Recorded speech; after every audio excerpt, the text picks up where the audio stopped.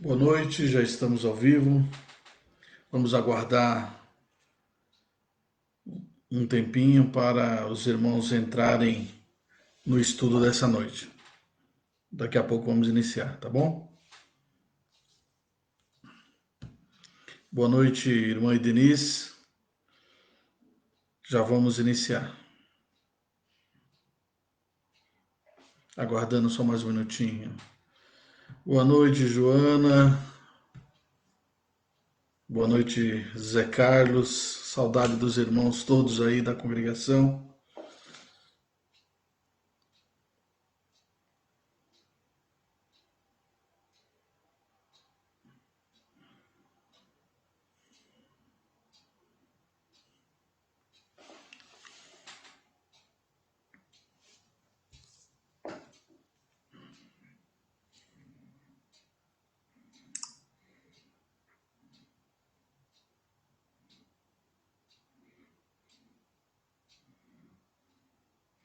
Já vamos começar, tá bom? Um momentinho só.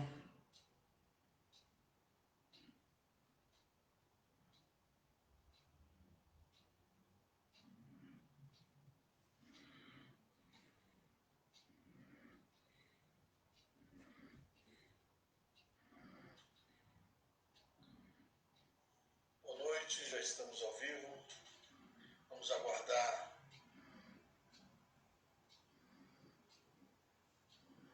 os irmãos todos aí da congregação.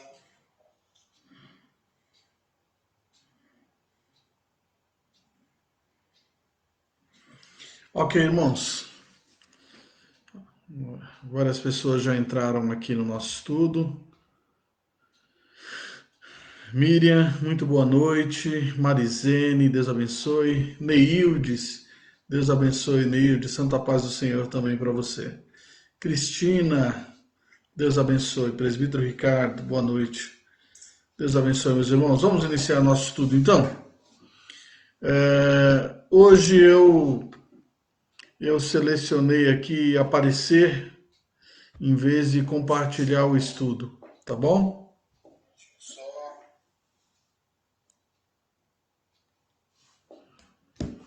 Ok.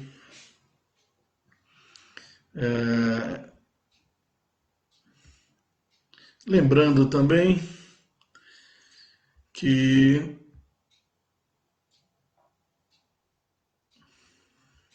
um momentinho só aqui. Nós já vamos iniciar, irmãos. Um momentinho. Eu vou mandar o estudo para vocês aí nos grupos, ok? Disponibilizo para vocês aí o estudo.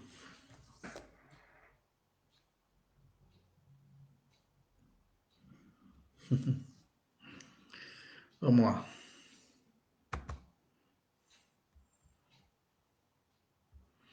Então vamos iniciando aqui. Vamos dar início ao estudo. Enquanto eu estou abrindo uma outra aba aqui do computador e eu já mando para vocês por e-mail, tá bom?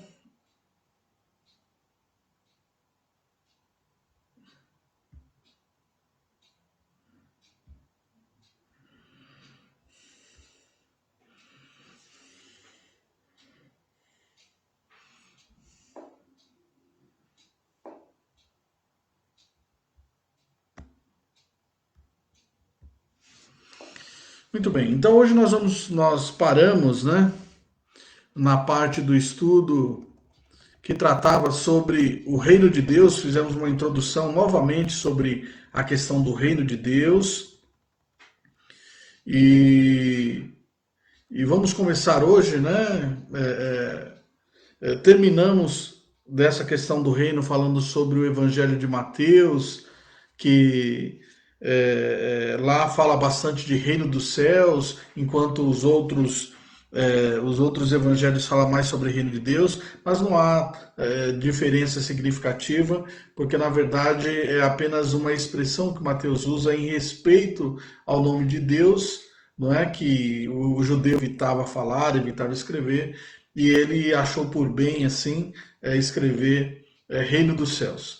Mas céu, por ser o lugar, a habitação de Deus, então corresponde ao mesmo significado de reino de Deus. Reino dos céus, reino de Deus, portanto, é a mesma coisa, não é? Mas vamos ver o que, qual o significado do reino de Deus. Qual é o significado, não é? Então,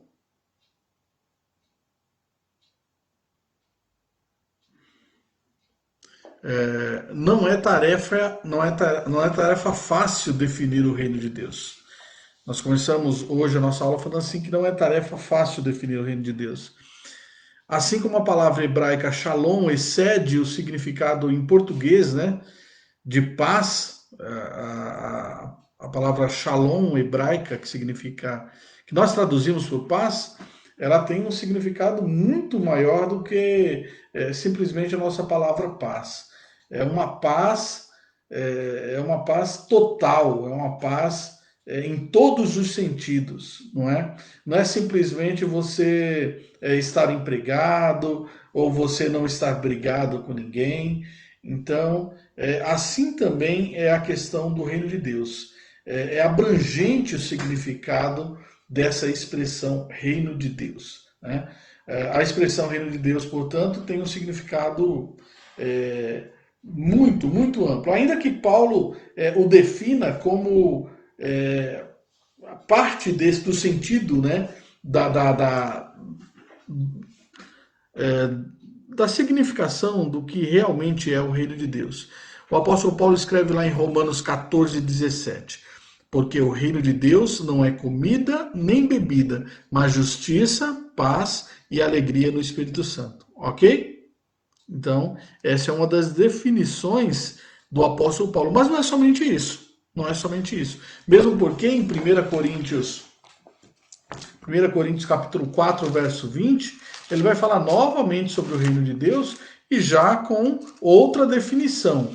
Não é que Paulo esteja se contradizendo, esteja dizendo que tem um significado diferente em Romanos para Coríntios, mas é que, na verdade, a expressão reino de Deus ela é muito ampla, né? Então, daí as muitas significações. Então, veja lá, 1 Coríntios, capítulo 4, verso 20, o apóstolo Paulo escreve assim: porque o reino de Deus consiste não em palavra, mas em poder, né? Nós lemos lá em Romanos 14:17, porque o reino de Deus não é comida nem bebida, mas justiça e paz e alegria no Espírito Santo. E aqui ele já diz que é poder também. Então vejam quantos significados, né, do que é reino de Deus. Então não é correto falar do reino de Deus somente em aspectos positivos. Nós vamos ver isso. Nós acabamos aqui atropelando as coisas e não oramos. Vamos orar nesse instante? Eu convido todos vocês a baixarem suas frontes e nós orarmos para fazermos esse estudo da palavra de Deus. Querido Deus e Pai, em nome de Jesus, mais uma vez nos colocamos diante de Ti. Pedimos perdão pelos nossos pecados, pelas nossas falhas, ó Deus, e suplicamos que o Senhor nos endireite, que o Senhor nos ajude a andar conforme Tu queres e não como nós queremos, Senhor. Pedimos também que o Senhor nos instrua agora na Tua palavra, no momento em que vamos estudá-la. Abençoa cada vida e cada lar e cada pessoa que nessa noite está com o intuito de ler a Tua palavra, de aprendê-la, ó Deus, e portanto de Te servir melhor. Abençoa-nos, Senhor. Abre o nosso coração, o nosso entendimento, a nossa mente, para, ó Deus, entendermos, compreendermos o que o Senhor diz na Tua palavra.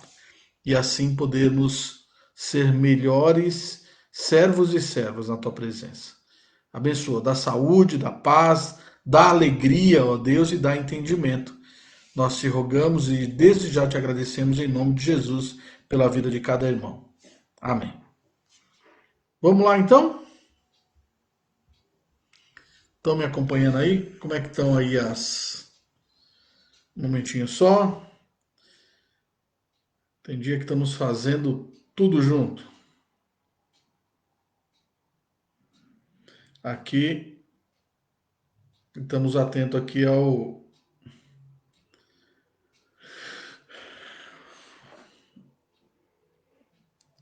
Vamos lá. Então, ok, o significado é bem amplo do que é reino de Deus, como acontece com a palavra paz, traduzida do hebraico, assim também nós encontramos uma gama de significados do que seja o reino de Deus. Porque fala a respeito de uma época, de uma era, de uma mudança total em tudo que nós conhecemos. Daí então ter um amplo significado. Né? Afinal, como nós então devemos definir o que é reino de Deus? Não é? Primeiramente, não é correto falar sobre reino de Deus somente em aspectos positivos. O reino de Deus inclui aspectos positivos e negativos. É, significa, ele significa redenção para aqueles que aceitam a Jesus Cristo como Senhor. Né? Então, o reino de Deus é para aqueles que creem em Jesus Cristo. Então, significa redenção. Quando um salvo, um eleito, ele ouve a respeito do reino de Deus, ele está ouvindo a respeito da obra salvífica de Cristo em sua vida, portanto, da redenção. Mas, para aqueles que não creem em Jesus Cristo, aqueles que não tiveram fé, não aceitam a Cristo como Senhor e Salvador, o reino também traz um aspecto negativo. Que aspecto é esse? É a condenação, é a antítese, é o contrário da salvação. Portanto, o reino de Deus significa redenção para os que aceitam a Cristo e ingressam pela fé, e condenação para aqueles que o rejeitam. Portanto, as duas coisas é o reino de Deus, e não somente redenção. Quando falamos de redenção, de reino de Deus, falamos só de redenção. Não, quando nós falamos de reino de Deus, né, a conclusão do reino de Deus, nós estamos falando de que Cristo vem para salvar os eleitos e vem também para condenar os réprobos, aqueles que não o aceitaram. Não é? E geralmente essa segunda parte fica de fora, ou por medo dos teólogos, dos pastores, de assustar as pessoas, não é? Ou de querer simplesmente agradar as pessoas, falar só de amor, só de salvação, não é? E a pessoa comete esse pecado aí, comete esse erro de falar somente de uma parte do reino de Deus. Mas o reino de Deus vai trazer as suas consequências para ambos os lados, aqueles que aceitaram a Cristo e aqueles que não quiseram aceitar a Cristo, correto? Então, não é correto falar do reino de Deus somente no aspecto positivo, ok, gente? As duas coisas são verdadeiras e as duas coisas, e uma coisa não funciona sem a outra. Um exemplo é para um exemplo, né? Um outro exemplo é que para os cristãos viverem na glória, Satanás e toda a maldade do mundo precisa ter sua força ou suas forças aniquiladas, não é? Nós falamos de reino de Deus e de repente vem ao nosso coração ou vem ao nosso entendimento que nós vamos viver na glória. Muito bem, é verdade isso. Mas para que haja glória, para que haja redenção, para que haja eternidade, o que a Bíblia diz que vai ter que acontecer? Ora, um embate entre as forças do mal, né? Satanás vai ser destruído, a morte vai ser totalmente vencida, aniquilada, e a maldade do mundo. Então, essas forças que hoje nós vemos opositoras ao plano de Deus, elas vão ter que sair do mundo, não é? E então nós só viveremos a glória completa mesmo, a salvação, não é, da forma completa, quando todas essas coisas forem aniquiladas, eliminadas, ok?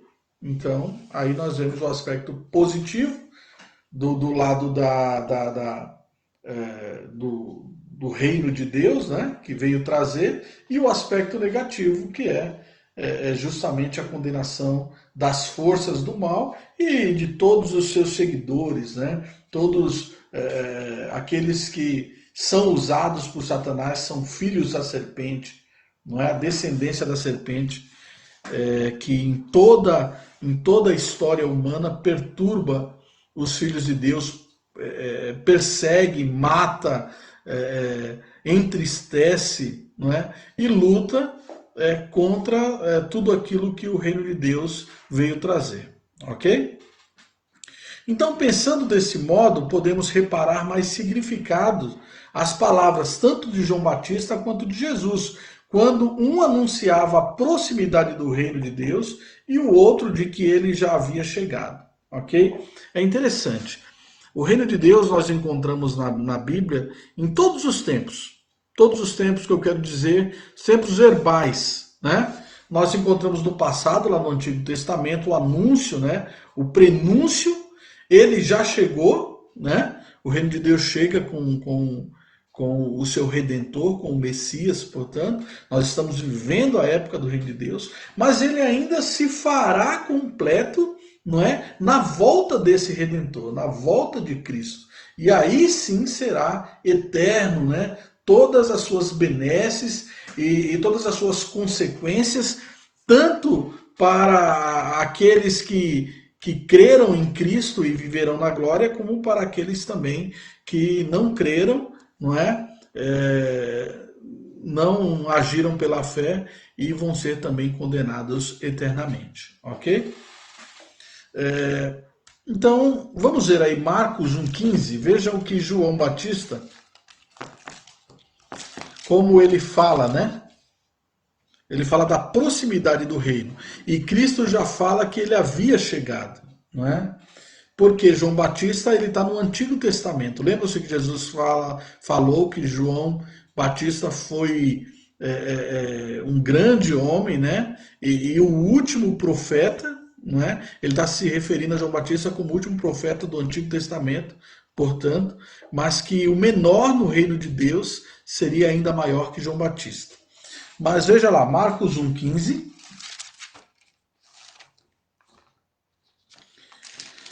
Marcos 1,15. Dizendo, o tempo está cumprido e o reino de Deus está próximo, arrependei-vos e crede no Evangelho. Por quê? Porque João Batista anunciava a proximidade, a vinda do Salvador, não é? Ele é aquele que preparou o caminho, não é? Ele vem para preparar o caminho do Redentor, né? E nós vemos o próprio Senhor Jesus Cristo, não é? Em Lucas 11:20, vamos lá. Lucas capítulo 11, verso 20. Dizendo assim: se porém eu expulso os demônios pelo dedo de Deus, certamente é chegado o reino de Deus sobre vós. Ou seja, Jesus está concluindo dizendo para aquelas pessoas que estavam criticando ele, né? Os fariseus estavam criticando Jesus, porque Jesus havia expulsado o demônio e eles não compreendiam o poder de Jesus, diziam que Jesus expulsava por Beelzebú, e Jesus falava assim, ó, se certamente eu expulso o demônio, é porque chegou o reino de Deus. Já chegou. Por quê? Porque nós vamos ver mais para frente, talvez hoje ainda, que a expulsão de demônio é um dos sinais da vinda do reino. Ok? É um dos sinais da vinda do reino. Então, ambos anunciavam através de sinais do reino de Deus, né? Tanto Jesus Cristo como João Batista, né? Uns anunciavam, João Batista também, né? Ele batizava e falava, né? E fazia profecias e as pessoas criam nele e ele trazia já, né, as características, os sinais da chegada do reino de Deus. E Jesus Cristo ainda mais, que fazia milagres, não é? E nós vamos ver muitos outros sinais da chegada do reino, tá? Que é o nosso próximo ponto aqui. Tá bom? Deixa eu ver aqui se eu consigo. Um momentinho só, gente, que hoje eu tô com mais página aberta aqui do que tudo. Vamos lá, vamos dar uma boa noite aqui pro pessoal que chegou. Paulo Esdras, boa noite. A Joana. Tá travando, né, gente? Que pena. Ricardo, o Léo. Já vi também aqui que na sala tem a Vera. Deus abençoe todos vocês. A Raquel. Muito obrigado. Reverendo Francisco. Deus abençoe, irmãos. Muito obrigado pela participação de vocês aí. Mas vamos lá. Tá bom? Então vamos ver aqui. Vamos ver se eu consigo aqui mandar para vocês. Não vou conseguir não. Não, hoje vocês vão ficar sem estudo. Eu não vou conseguir. Não vou conseguir fazer tudo isso não. Bater o escanteio e cabecear aqui não. Deixa vocês só ouvindo hoje, tá? Então vamos lá, vamos continuar aqui o nosso estudo. Então, ok? Nós estamos introduzindo aqui a questão dos sinais da presença do reino de Deus. Então, a chegada do reino, né? João Batista anunciando essa chegada, Jesus trazendo sinais dessa chegada, não é? E agora nós vamos ver quais são os sinais da presença do reino. Muitas vezes nós olhamos para a Bíblia assim e por que essas coisas começam a acontecer, né? Porque o Novo Testamento assim é rico em expulsões de demônio, em milagres, em expressões sobre Satanás, não é? E na própria pregação do Evangelho, nós não vemos a pregação do Evangelho né, com a força que nós vemos no Novo Testamento. Ou seja, nós não vemos no Antigo Testamento a palavra de Deus sendo pregada às nações. Não é? Nós vemos um anúncio, principalmente nos Salmos e nos Profetas, de que a palavra de Deus seria conhecida por todas as nações. Né? Como as águas cobrem o mar, toda a terra há de se encher. Não é isso que nós ouvimos? Não é? Nós vemos nos Salmos lá falando sobre que todas as nações ouviriam da palavra, mas isso vai acontecer, não é? Principalmente com a chegada do reino, com a chegada de Jesus Cristo. O perdão de pecados. Então, todas essas coisas aqui são sinais da chegada do reino de Deus, tá? Então, são coisas assim peculiares ao Novo Testamento. Por que só aparece mais o Novo Testamento? Por causa que o Novo Testamento é a época da chegada do Redentor, do nosso Senhor e Salvador Jesus Cristo. Ok? Então, quais são os sinais da presença do reino? Primeiro, a expulsão de demônios. Né? Abra sua Bíblia em Mateus capítulo 12, verso 28. Vamos lá. Mateus 12, 28. Se, porém, eu expulso demônios pelo Espírito de Deus, certamente é chegado o reino de Deus sobre vós. Nós lemos esse texto, inclusive, né? Então, Jesus, ele expulsava demônios e eles não estavam acostumados. As pessoas da época de Jesus Cristo não estavam acostumadas a ver ninguém expulsando o demônio, né? Expulsando pessoas possuídas pelo demônio. E chega Jesus, então, expulsando esses demônios, não é? Eles podiam ter até a experiência de ver pessoas endemoniadas, mas não ninguém expulsando esses demônios de verdade, com a autoridade que Jesus fazia. Então Jesus explica que isso faz parte, não é, da liberdade, quando fala que ele vem trazer libertação aos cativos. Lembram-se lá de Isaías, que fala que ele vai trazer libertação aos cativos? Que cativos são esses? Os cativos do diabo, ok? Ele vem trazer libertação aos cativos. Então, quando Jesus expulsava demônios, mostrando que ele havia conquistado uma vitória sobre os poderes do mal, lembre-se que na segunda vinda de Cristo, os poderes do mal serão aniquilados para sempre. Não é? Mas agora ele está dando uma demonstração do seu poder, uma demonstração do reino de Deus, uma demonstração do porquê ele está vindo, para trazer essa liberdade aos cativos, não é? Aquelas pessoas que são cativas de Satanás. E aí ele tem toda a autoridade sobre esses espíritos, não é? Sobre esses demônios. Então, mas quando Jesus voltar na sua segunda vinda, então aí o reino vai ser concluído, não é? Todo o plano da redenção, e aí o reino será pacificado. Como? Com a expulsão dos inimigos para sempre. Não vai ser mais uma expulsão momentânea, como aquelas pessoas que muitas vezes eram expulsos seus demônios e entravam. Jesus Cristo explicou isso. E entra piores demônios do que aqueles que estavam. É como uma casa varrida, né? Lembram-se que ele usa aquela expressão? Agora não. No reino de Deus, os demônios já vão estar completamente isolados dos salvos, não é? E aí vai ser o final mesmo.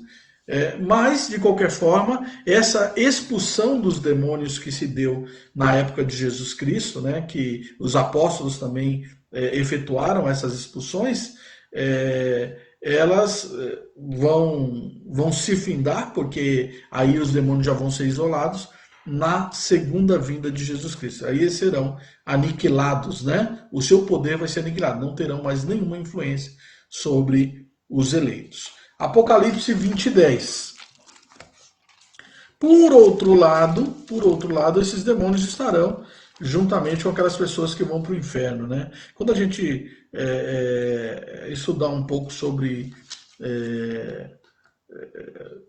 lugar, né, o local intermediário e tal, aí a gente fala um pouco, eu já falei, né, em outras aulas sobre isso, mas aí a gente fala um pouco mais sobre essa questão aí do inferno, dos demônios que estarão lá e as pessoas também que não aceitaram a Jesus Cristo. Mas vamos lá, Apocalipse capítulo 20, verso de número 10. O diabo, o sedutor deles, foi lançado para dentro do lago de fogo e enxofre, onde já se encontram não só a besta, como também o falso profeta, e serão atormentados de dia e de noite, pelos séculos dos séculos. Então não vai ter mais essa questão de endemoniados, né? De demônio possuir pessoas ou possuir qualquer ser, né? Como foi o caso da serpente lá que Satanás se usou dela. Não vai haver mais esse perigo, porque eles já terão sido expulsos, colocados num local onde eles serão atormentados de dia e de noite. Aí vão passar de atormentadores, que é o caso deles, para atormentados, ok? Mateus 8:29. Vamos lá. O que diz Mateus 8:29?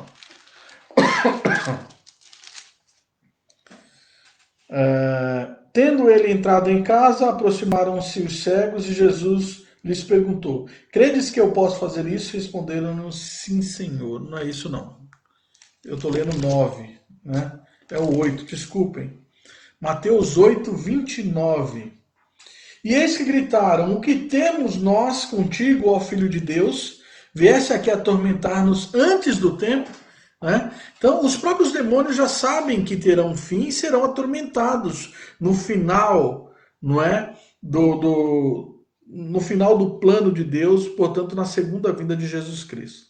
Então, eles replicam, né? Quando Jesus ele expulsa os dois os endemoniados gadarenos, lá dos dois endemoniados gadarenos, ele expulsa aqueles demônios e os demônios vão replicar, dizendo que Jesus está se adiantando, portanto. E Mateus 25:41. Mateus 25:41. Então, nós estamos estudando aqui, irmãos, que o reino de Deus chegou. E houve algumas demonstrações do que é o reino de Deus. E todas essas demonstrações são para confirmar o que foi dito lá no Antigo Testamento. E para mostrar, ao mesmo tempo que os sinais, ele mostram o passado, mostram o futuro também. Mostram o passado dizendo que, olha, está se cumprindo aquilo que foi dito nas Escrituras Sagradas do Antigo Testamento. E vão se cumprir aquilo que está sendo profetizado no Novo Testamento sobre como será na vinda de Cristo. Por exemplo, né? A aniquilação da força, o isolamento do reino das trevas. Ok? Então é isso que nós estamos vendo, a expulsão do demônio como um sinal da chegada da presença do reino de Deus. Mateus 25:41. Então o rei dirá também aos que estiverem à sua esquerda: Apartai-vos de mim, malditos, para o fogo eterno, preparado para o diabo e seus anjos. Ok? Então o diabo, seus anjos, o fogo aí né, o fogo eterno vai ficar, né, vai contar com a presença, o isolamento desses seres aí do mal que atormentam as pessoas, né? Atormentaram a humanidade desde a queda, atormentaram na época de Jesus e eu creio que ainda atormenta muitas pessoas hoje em dia. Tá bom? Foi o próprio Jesus que respondeu à provocação dos fariseus que o chamaram de Beelzebu, dizendo: se eu expulso os demônios pelo Espírito de Deus, certamente é chegado o reino de Deus sobre vós. Mais uma vez o texto de Mateus 2,28. Então, a expulsão de demônios é um sinal da chegada do reino de Deus a nós, ok? Mas também a queda de Satanás. Lembram-se quando os discípulos de Jesus foram enviados para pregar o evangelho? E lembram-se o que eles disseram a Jesus? Vamos relembrar? Lucas 10, 17 a 18. Lucas 10, do 17 ao 18. Então regressaram os 70, possuídos de alegria, dizendo: Senhor, os próprios demônios se nos submetem pelo teu nome. Mas ele lhes disse: Eu vi a Satanás caindo do céu como um relâmpago. Não é? Então, a própria queda de Satanás, não há dúvidas que essas palavras de Jesus não devem ser interpretadas literalmente. Não é que Satanás caiu mesmo do céu, mas significam que houve vitória sobre Satanás. Porque se agora os seus discípulos já estão expulsando o demônio, isso é sinal de que o reino chegou, de que os filhos do reino agora são, né,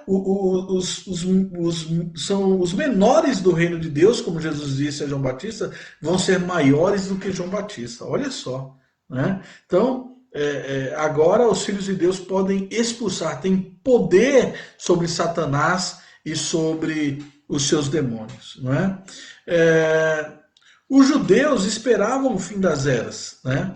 Eles esperavam que Satanás, eles criam já, né?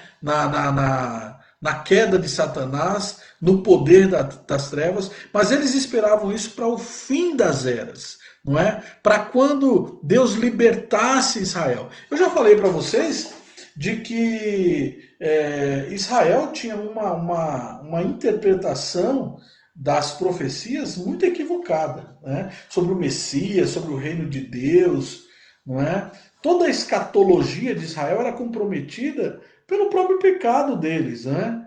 Pelo egoísmo que eles sustentavam de querer ser a nação que reinaria sobre tudo, não é? Eles interpretavam completamente diferente daquilo que Jesus interpretou. Nós vemos Jesus muitas vezes reinterpretando as profecias do Antigo Testamento e mostrando para Israel que eles estavam equivocados. E dos equívocos dele é que, não é, isso só aconteceria quando realmente fosse o fim. Opa, não tinha acontecido o fim ainda, como é que Jesus podia expulsar Satanás? Como é que os discípulos de Jesus estavam expulsando demônios agora? Então, certamente deu um nó na cabeça deles, né? Então, em certo sentido, Jesus ele vai limitar a ação de Satanás, né? Por quê? Porque o reino ele não ele não vai acontecer assim, né, repentinamente, Deus vai tomar a sua igreja e levar. Não, é uma história. O judeu acreditava que tudo ia acontecer, né, num tempo só, numa época só, né? O Redentor viria e todos os problemas deles acabariam. Mas Jesus, então, isso ocorreu numa história, não é? Jesus, então, ele vai, a princípio, demonstrar que ele é superior a Satanás. Ele vai limitar a ação de Satanás, né? E embora seja decisiva e irreversível a vitória de Jesus sobre Satanás, essa vitória apenas o limitou de agir como antes, ok? mas Satanás ainda continua com poder. Nós vemos isso nas palavras lá de Pedro, né? Dizendo que nem o próprio Gabriel ele se arvorou, né? De falar com autoridade sobre. Aí ele está falando lá, né, sobre principados, não é? E naturalmente ele está se referindo aos poderes espirituais aí, ok? Então, vamos ver aí esse texto de Marcos 8:33, não é? De Jesus limitando, cerceando o poder de Satanás, como uma demonstração da vida do reino e o que aconteceria com Satanás, ok? É óbvio que tudo o que aconteceu, tudo o que Jesus veio demonstrar, apenas é uma demonstração, do que acontecerá, e isso já foi decidido, é irreversível, mas acontecerá na sua segunda volta, plenamente, plenamente. Então o que nós temos agora são degustações, demonstrações do que de fato vai ser o reino de Deus. Marcos 8:33. Então, é equivocado, irmãos. Por que é interessante nós sabermos isso? Porque nós lemos com mais sabedoria os evangelhos, né? E não caímos naquela de algumas linhas aí que diz, não, você tem que expulsar, a igreja tem que ter poder para expulsar e fazer isso, fazer aquilo, né? E olha, calma, não é dessa forma. Não é porque Jesus fez que tudo agora que Jesus fez tem que obrigatoriamente ser feito. Eu creio que nós podemos expulsar e nós até devemos expulsar, mas não é todos os crentes ou todas as pessoas, não é? Deus tem um propósito naquilo que ele faz e naturalmente que ele permite, não é? Então não é da forma como algumas pessoas interpretam, né? Jesus transformou a água em vinho, você também vai transformar? Jesus disse ao coxo, levanta e anda, agora também nós temos o poder, ou só de expulsar demônio? Ou só de expulsar demônio? Porque parece que nós temos a obrigação, né, de ter o poder de fazer certas coisas. E não temos. Não temos, nós somos limitados. O que foi dado era demonstrações, sinais, para que a gente tenha fé. Para que a gente tenha fé. E creia que continue firme em Jesus Cristo, que quando ele voltar, todos os nossos problemas serão sanados, todos os nossos inimigos serão vencidos. Ok? Marcos 8:33. Jesus, porém, voltou-se e, fitando os seus discípulos, repreendeu a Pedro e disse: Arreda Satanás, porque não cogita das coisas de Deus e sim das dos homens. Perceba que Jesus já havia resistido a Satanás no deserto, ele já havia limitado o poder de Satanás, mas Satanás continua agindo, inclusive em alguém muito próximo de Jesus, que é Pedro. Que dizer não de Judas, né? Que Judas foi até o fundo mesmo, foi até as últimas consequências, a ponto de trair Jesus e depois vender Jesus por 30 moedas de prata, e depois foi lá e também tirou a própria vida, né? Então, veja a ação de Satanás. Satanás continua a agir, irmãos. Ele continua a agir. Limitado, né? Há algumas ilustrações que, embora não correspondam totalmente à verdade, mas dão assim uma ideia do que acontece, né? Nesse caso. Lembram-se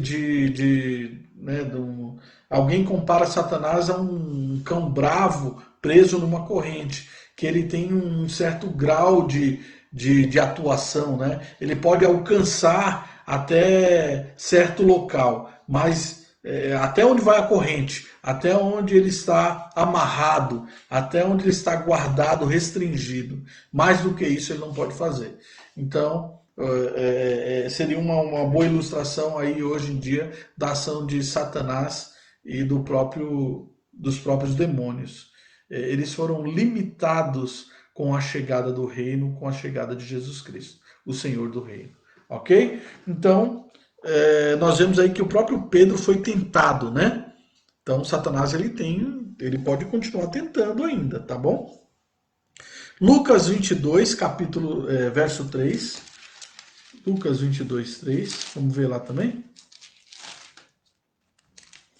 Lucas 22, 3. Diz assim: Ora, Satanás entrou em Judas, chamado Iscariotes, que era um dos 12. Ora, ele entrou em Judas, né? Então, e o verso 31 também. Mais uma vez Jesus fala: Simão, Simão, eis que Satanás vos reclamou para vos peneirar como trigo. Olha só, né? Então nós vemos aí a ação de Satanás mais uma vez requerendo, né, na vida de Pedro aí, tentando a Pedro. Então, alguns teólogos argumentam que já quando Jesus resistiu na tentação a Satanás lá no deserto, né, ele o despojou de suas armas. Vamos ver o texto? Mateus 4, 10 e 11. Vamos lá. Vamos ver lá a tentação do deserto quando Jesus resiste a Satanás. Mateus 4, desculpem. Mateus 4, verso 10 e 11. Diz assim: Então Jesus lhe ordenou: Retira-te, Satanás, porque está escrito: Ao Senhor teu Deus adorarás, e só a ele darás culto. Com isto o deixou o diabo, e eis que vieram anjos e o serviram. Ora, foi uma vitória de Jesus Cristo, ok? Uma vitória. Mas Jesus Cristo ali não derrotou totalmente a Satanás, mas já o limitou, já mostrou para ele quem é que manda, não é? Foi muito mais fácil com Adão e Eva. Né? Não precisou muitas palavras para convencer a Eva. Né? Nem Adão. Mas Jesus não. Ele tentou uma vez, tentou duas, tentou 3 vezes e tentou Jesus Cristo e não conseguiu nada com Jesus Cristo. Então Jesus Cristo já mostra quem manda ali e já coloca uma certa limitação sobre a vida de Satanás. E em Lucas capítulo 11, verso 22, Lucas 11, 22, leia comigo, diz assim, Jesus falando, né, aquele mesmo texto que nós falamos que os fariseus tinham criticado Jesus Cristo, não é, pela expulsão de demônios, dizendo que ele expulsava por Beelzebu, né, expulsava demônio por Beelzebu, veja lá, ó, Lucas 11, verso 18, mas o que importa para a gente agora é o 22. Lucas 11, 22 diz assim: Sobrevindo, porém, um mais valente do que ele, vence-o, tira-lhe a armadura em que confiava e lhe divide os despojos. Então, essa é uma referência de Jesus a que ele despojou, ele tirou a arma, tirou o poder de Satanás. Ora, Jesus ainda não havia sido crucificado, ok? Então, a vitória de Jesus sobre Satanás se dá aos poucos. Desde o seu nascimento, a sua educação, mas sem pecados, e ele resiste à tentação do deserto próximo ao seu batismo, e ele ali sempre fazendo a vontade do Pai, que era o que Adão e Eva deveriam ter feito. Né? Tinham livre-arbítrio para fazer isso, para poder dizer não a Satanás. Né? Eles poderiam ter dito não a Satanás lá, a tentação, mas não disseram e pecaram. E agora vem Jesus Cristo e sem pecados, ele resiste a Satanás, então ele despoja, ele não dá abertura para a ação de Satanás na sua vida. Então, com isso, ele vai tirar o poder de Satanás. Né? Uma espécie, inclusive, de amarração. Né? Os pentecostais gostam de usar muito essa expressão. Né? O diabo está amarrado, o demônio está amarrado. Essa expressão existe na Bíblia em relação ao diabo que Jesus Cristo fez mesmo. Quer ver? Mateus 12, 29. Vamos lá. Mateus 12, 29 diz assim: Ou como pode alguém entrar na casa do valente e roubar-lhe os bens sem primeiro o quê? Amarrá-lo. E então lhe saqueará a casa. Não é? É o mesmo texto que nós lemos lá de Lucas 11, 22, mas agora no Evangelho de Mateus, né?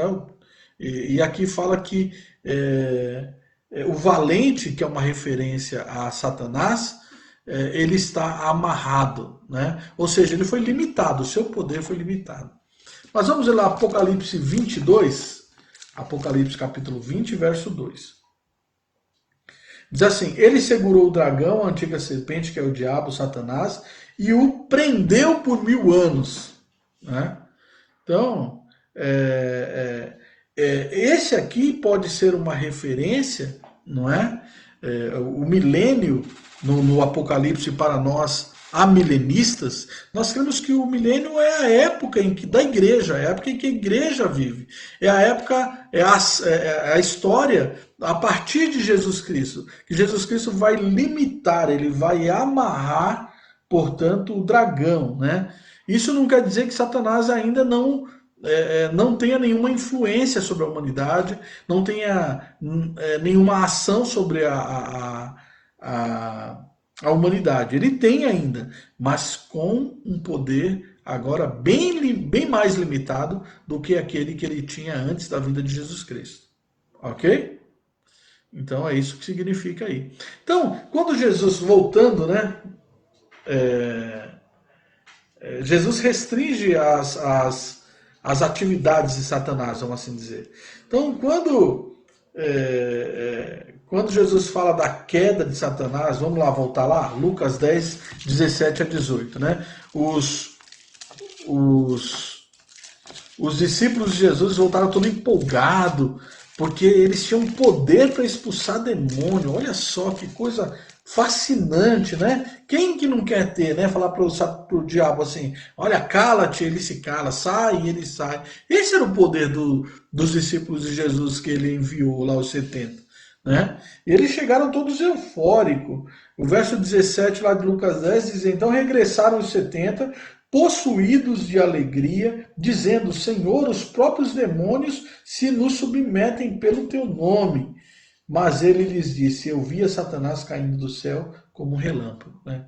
Então, é isso, a queda de Satanás, o poder, a limitação, a restrição do poder de Satanás é uma demonstração de que o reino chegou, de que Jesus Cristo de fato é o Cristo. Ok? Tudo bem? Então nós já vimos aí 2 sinais, né? A expulsão de demônios e a queda de Satanás. Terceiro sinal, são 5. E a gente para hoje aqui. O terceiro sinal da chegada do reino de Deus, né? Da escatologia do Novo Testamento. A realização de milagres por Jesus e pelos seus discípulos. Nós vamos tratar um pouco mais sobre Jesus, né? Sobre os discípulos de Jesus, nós sabemos que Paulo fez milagre, que Pedro e João fizeram milagre, que os apóstolos, de uma maneira especial, todos eles fizeram milagres, né? Muitos não são nem narrados nos evangelhos, mas algumas histórias contam aí, enfim, né? Jesus deu esse poder aos seus apóstolos, né? Seus discípulos, 12 discípulos lá. Né? Seriam sinais que acompanhariam eles, justamente seriam credenciais do seu apostolado, né? De que eles foram testemunhas oculares de Jesus Cristo. Não é? Então, isso servia para confirmar de que eles realmente tiveram com Jesus Cristo, o Rei dos Reis. Então acompanhavam isso. Mas vamos ver lá, Mateus 11, 2 a 6. Pessoal, qualquer dúvida aí, por favor, manda a pergunta, fala pra gente aí, tá? Deixa eu ver, acho que tem uma pergunta aqui da irmã Marcelene, eu já vou... Vamos ver aqui. Vamos ver se é, né? De vez em quando eu não... Vamos ver...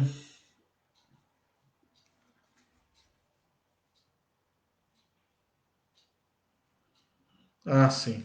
A Marcelene não consegue carregar o vídeo. Tá bom, minha irmã. Deus abençoe. Vamos lá, vamos continuar aqui. Mateus 11, 2 a 6, tá? Diz assim: quando João ouviu no cárcere falar das obras de Cristo, presta atenção nisso, João Batista estava preso. Lembram-se que Herodias pediu a cabeça de João Batista e Herodes prendeu ele, né? Acabou ele tendo a cabeça decepada, né? a mando de Herodes, mas antes dele morrer, então, ele vai mandar os seus mensageiros a Jesus Cristo. E diz assim: quando João ouviu no cárcere falar das obras de Cristo, mandou por seus discípulos perguntar-lhe: és tu aquele que estava para vir ou havemos de esperar outro? Percebam que o próprio João tinha dúvida. Tinha dúvida. Todos naquela época tinham dúvidas, não é?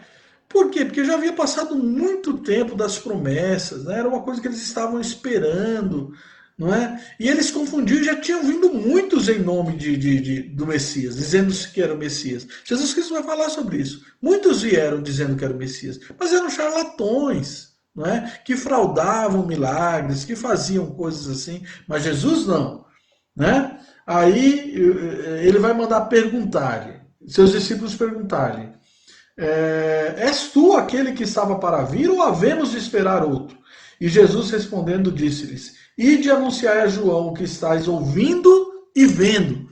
Então era um testemunho de audição e de visão. Eles estavam ouvindo as pessoas falarem, estavam vendo, né? Testemunhando o que estava acontecendo.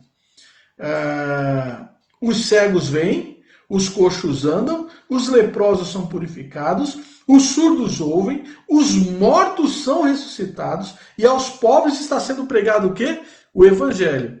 Guarda esse finalzinho aí, né? Porque a gente dá muita ênfase aos sinais extraordinários, que é milagre, que é cura, que é expulsão de demônio, mas um dos sinais mais importantes do reino de Deus, da vinda de Jesus Cristo, é a pregação do Evangelho.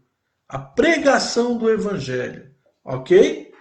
Então, por quê? Porque está lá em Isaías, está prometido essas coisas. A libertação aos cativos, a pregação, né? Conformosos são os pés daqueles que anunciam as boas novas. Não é isso que está? Então, Jesus Cristo veio cumprir, são sinais de que Ele é o Cristo, são sinais de que o reino de Deus chegou para essas pessoas. Então, e Jesus Cristo vai dizer assim ainda no verso 6, e bem-aventurado é aquele que não achar em mim motivo de tropeço, correto? Então, os milagres, né, por Jesus e por seus discípulos, são sim sinais da chegada do reino de Deus. Na operação desses milagres era sinalizado a chegada do reino e do seu rei redentor. E com ele todas as bênçãos decorrentes dessas promessas. Né? Quais são essas bênçãos? Aqui as que Jesus está narrando. Os cegos vêm, os coxos andam, né? Os leprosos são purificados, os surdos ouvem, os mortos são ressuscitados. Então, percebam, todas essas promessas escatológicas estão lá.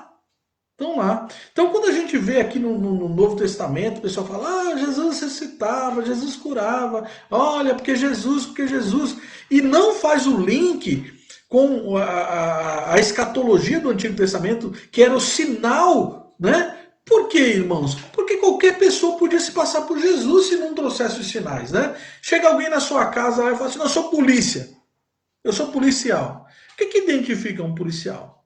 Não é? A documentação dele, a credencial dele, não é? Porque nós precisamos de credenciais, né? Aquele diploma, que eu não gosto de expor, você nunca vai ver um diploma meio exposto, mas serve para você confirmar um dia. Você vai fazer uma graduação, uma pós-graduação, você vai arrumar um emprego, você vai dizer assim: não, eu sou formado nisso, naquilo outro, está aqui, ó. Essas são as credenciais. Né? Quais eram as credenciais dos apóstolos e de Jesus Cristo? Eram sinais. Sinais de que esse reino tinha chegado. Sinais de que eles eram enviados de Deus. Ok? Então, mas esses milagres eram apenas sinais, eles tinham limitações. Veja só, né?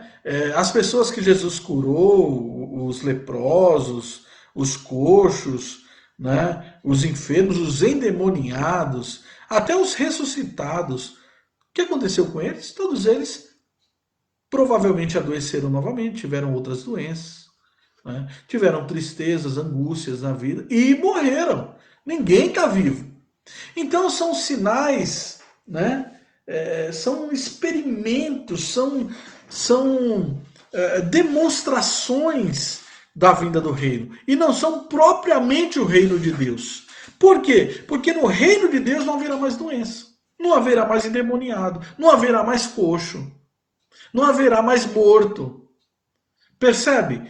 Então, são demonstrações, são sinais. Milagres são sinais do reino de Deus. Né? O que é um sinal? O que é um milagre na Bíblia? Por que Jesus transforma água em vinho? Para mostrar que ele é o Messias. Né? Por que Jesus ressuscita Lázaro? Para mostrar que ele é o Messias, que ele é o autor da vida, que ele é o Criador. Né? Ele está ali em nome do Pai, né? Em nome da Trindade Santa.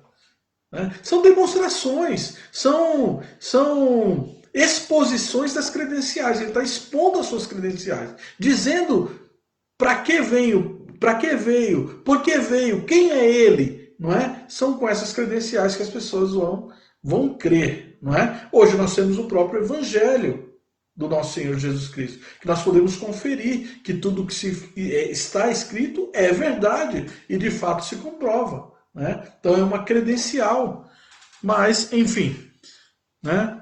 Então o milagre ele é um sinal da chegada do reino, ok? Esses milagres eram sinais, eles tinham suas limitações, porque nem todos os doentes ficaram curados para sempre e nem todos os mortos que ressuscitaram, né, melhor dizendo, nem todos os ressuscitados, ou melhor, todos os ressuscitados morreram, né, voltaram a morrer assim, né? E foi também uma demonstração. Jesus não curou todas as pessoas, né? Todas as pessoas, todas aquelas que foram a ele, mas certamente algumas não conseguiam chegar até ele. E continuaram suas vidas com suas deficiências, né? Mas porque Jesus não tinha como ele, né, alcançar todas essas pessoas. Ele estava encarnado, ele naturalmente tinha suas limitações de um corpo humano, né? Mas ainda assim ele fez muitos milagres. Mas nem todos os doentes da sua época foram curados e nem todos os mortos ressuscitaram. Ok? Então isso são o que, irmãos? São demonstrações da chegada do reino. Ok? Os milagres têm a função de dar uma demonstração do reino e não ser propriamente o reino de Deus. Vamos lá. Quarto ponto, só tem mais um, o quinto, tá? O quarto e o quinto agora. Estamos chegando ao final aí. Apesar dos milagres serem o que mais chama a atenção para a chegada do reino de Deus, a pregação do evangelho é ainda mais importante, pois traz a salvação. Tem coisa mais importante que a salvação? Não tem, não há coisa mais importante. Né? Um milagre, ele resolve o problema do aqui e agora. Né? Embora sejamos...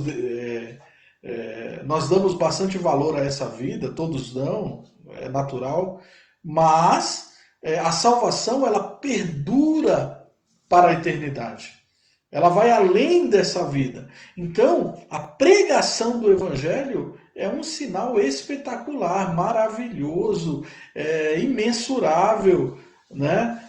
E superior talvez até a outros milagres, milagre de curar cegueira, ou milagre de curar um coxo, enfim, qualquer outro tipo de milagre, ok? Quando Jesus disse aos 70, vamos lá de novo, Lucas 10, 20. Lembram-se que eles voltaram, tudo eufórico, né? Porque tinham expulsado o demônio. Olha o que Jesus vai dizer no verso 20. Eles estavam eufóricos porque tinham expulsado demônios. Os demônios estavam se submetendo a eles. Verso 17. Aí no verso 20, Jesus diz assim: não obstante, alegrai-vos não porque os espíritos se vos submetem, e sim porque o vosso nome está rolado nos céus. Irmãos, a salvação é mais importante que qualquer milagre. O maior milagre que a igreja pode fazer aqui na terra é pregar o evangelho do nosso Senhor e Salvador Jesus Cristo. Porque nós estamos, não é, salvando pessoas, curando pessoas para a vida eterna. Para a vida eterna. E quando o milagre, não é, ele ocorre muitas vezes em vidas e as pessoas não reconhecem isso e voltam a pecar e voltam a desagradar a Deus e vão morrer e vão para o inferno.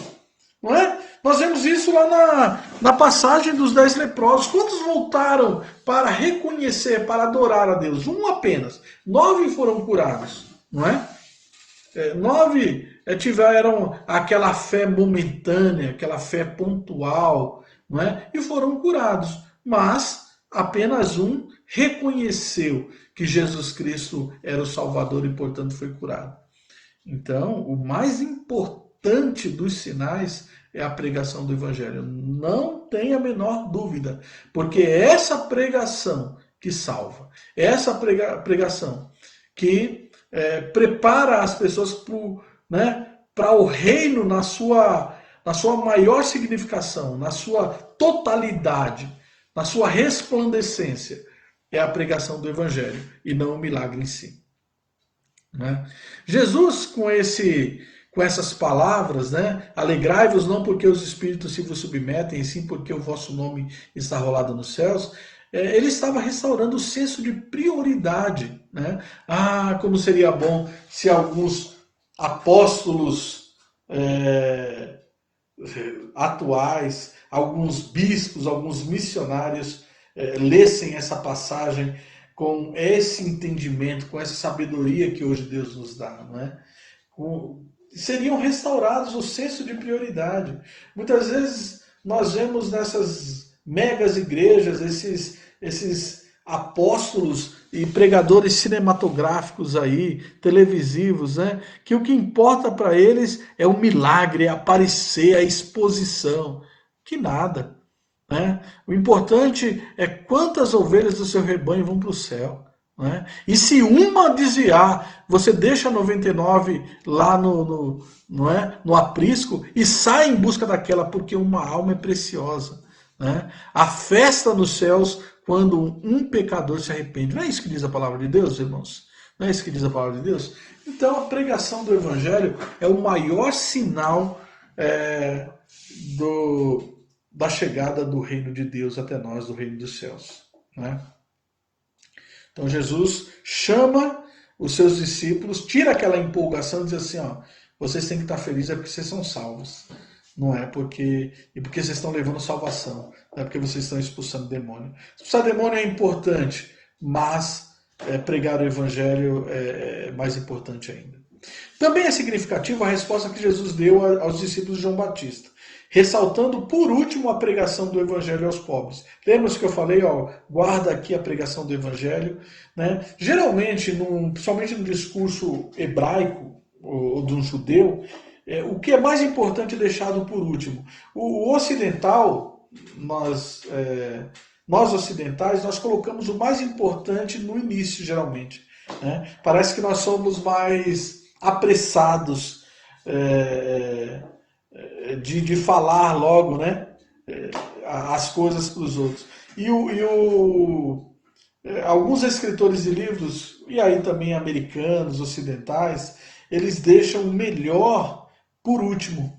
Deixam o melhor por último. E a Bíblia ela usa esse recurso também. Né? Muitas vezes é falado, e vai assim chegando no ápice. E o ápice é dado no final da história. Então é o que Jesus fala lá, né? Para os mensageiros de João Batista. Né? Vamos mais uma vez voltar lá em Mateus 11:5. Mateus 11:5, né? Jesus diz para os mensageiros de João Batista: os cegos veem, os coxos andam, os leprosos são purificados, os surdos ouvem, os mortos são ressuscitados e os pobres está sendo pregado o evangelho. Né? Então aí nós vemos que ele deixou por último a pregação do evangelho e conhecendo um pouquinho da cultura hebraica e da literatura hebraica, nós sabemos que isso é intencional, ok? Então a pregação do evangelho, por isso, se torna assim significativa essa resposta, né? Mostrando que a pregação do evangelho é importantíssimo como sinal da chegada do reino de Deus. Por último, último sinal. Acho que vocês estão cansados, né? Cansados aí. é o perdão dos pecados. Vamos só relembrar aqui, nós estamos estudando os sinais da chegada do reino de Deus. Né? O reino de Deus é uma promessa escatológica lá no Antigo Testamento, né? A chegada do reino de Deus com seu Messias. Então, quais são e como se prova que chegou esse reino? Bom, pelo anúncio de João Batista, pelo próprio Senhor Jesus Cristo falando. Nós falamos mais para trás aí que o apóstolo Paulo falava bastante sobre o reino de Deus, as suas epístolas. Jesus Cristo, as parábolas. Se nós tivéssemos tempo de estudar as parábolas. As parábolas praticamente é só anúncio do reino de Deus. Não é? Ainda domingo passado nós pregamos sobre a parábola do tesouro do campo, né? Encontrado por aquele homem no campo. Né? O reino de Deus é semelhante a um homem que encontrou um tesouro no campo. Vejam só que coisa maravilhosa. Então, as parábolas estão todas com essa ideia de que o reino de Deus chegou. Então, os sinais da presença do reino de Deus são 5, que nós colocamos aqui. Tem mais, tá, gente? Mas nós colocamos os principais. Expulsão de demônios, queda de Satanás, realização de milagres por Jesus e seus discípulos, a pregação do evangelho. E agora, o perdão de pecados, para a gente encerrar. E aí, semana que vem, a gente entra em outro assunto já. Na escatologia do Antigo Testamento, o perdão dos pecados foi predito como uma das bênçãos messiânicas. Vamos ver? Isaías 33, 24. Então, era predito que quando o Messias viesse, quando o reino de Deus chegasse, haveria perdão. É uma das predições de bênçãos do Messias. Ok? Ele traria perdão. Isaías 33, 24. Diz assim... é isso mesmo? Isaías 33, 24. É isso mesmo. Nenhum morador de Jerusalém dirá, estou doente, porque ao povo que habita nela perdoar-se-lhe-á a sua iniquidade. Olha só. Então, é interessante também esse texto de Isaías que mostra algumas doenças ou doenças como fruto do pecado. Né? A doença é fruto do pecado. E o perdão, por resolver a questão do pecado, vai resolver também a questão da doença. As pessoas não vão adoecer mais. Por quê? Porque já não haverá mais pecado. Que legal, né? Dá para fazer um sermão bom aí, Reverendo Francisco, nesse texto. A gente sempre brinca assim, né? Quando vê um texto que chama bastante atenção. Jeremias 31, 34. Vamos lá, outro profeta.